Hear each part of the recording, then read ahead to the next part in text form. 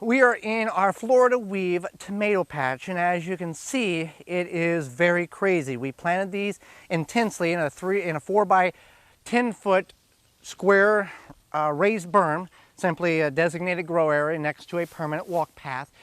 We planted 21 tomato plants in this bed and used sustained organic fertilizer on them.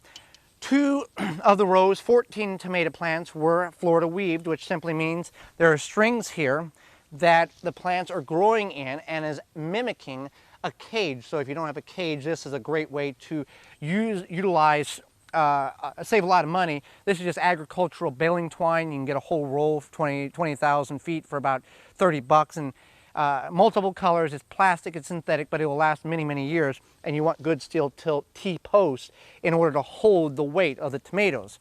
Well, on the third row here, there were 7 tomato plants that didn't get Florida weave simply because forgot about it, ran out of time, didn't have the fence post, that type of thing.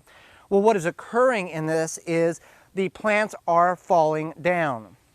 And then these plants here are on the ground. And as the fruit develops, it weighs the plant down to where it's just vines on the ground. And that's what a tomato plant is, a vine that, because we structure it in a cage, it gets elevated and we're able to harvest produce off of it.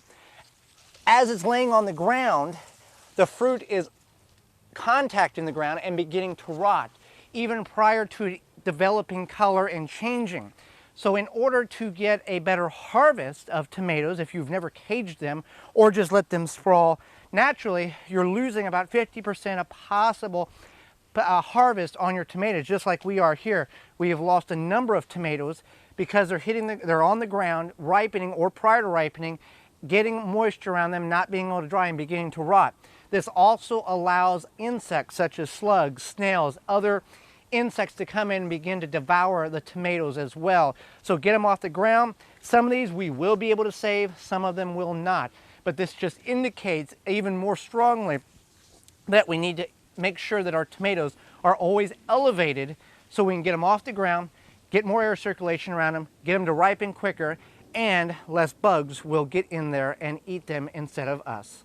For more information, please visit thewisconsinvegetablegardener.com.